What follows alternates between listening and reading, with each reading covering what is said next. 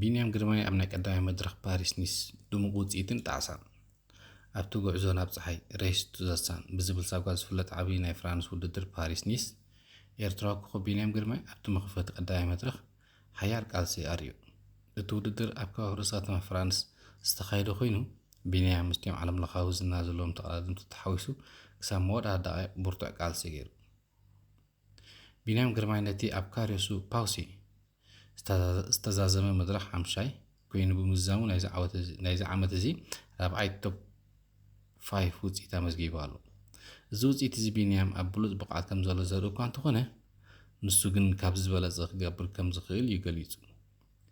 ጌጋ ውሳነ ወሲነ ቢንያም ግርማይ ድሕሪ እቲ ውድድር ኣብ ዝሃቦ ቃል እዩ ነቲ ኣብ ናይ መወዳእታ ሰከንዳ ዝነበረ ውሳነ ብቕንዕና ተዛሪቡሉ።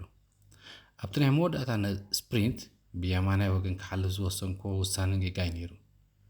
ብፀጋም እኹል ቦታ እዩ ነይሩ፣ ንሱ ግን ኣይተጠቀምኩሉን። ኣብ ከምዚ ኣመሰለ ናይ ፍጥነት ውድድር ጌጋ እንተጌርካ ክትዕወት ኣይትኽእል ኢኻ።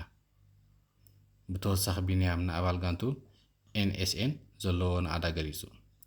ጋንቱ ንዕኡ ንምሕጋዝ ኣብ ቅድሚት ንምስላፍ ዝገበረቶ ተወፋይነት ኣዝዩ ዝነኣት ከም ዝነበረ ብምጥቃስ ንኹሉ ዝገበሮ ምስጋና ይግብኦም ኢሉ።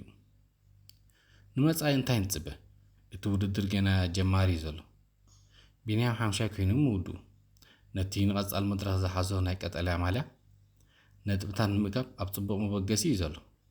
እቲ ዘርእዮ ፍጥነት ብቕዓት ኣብ ዝመጽእ መዓልታት ናይ መድረኽ ዓወት ክንጽበ ከም ንኽእል ዘርኢ እዩ።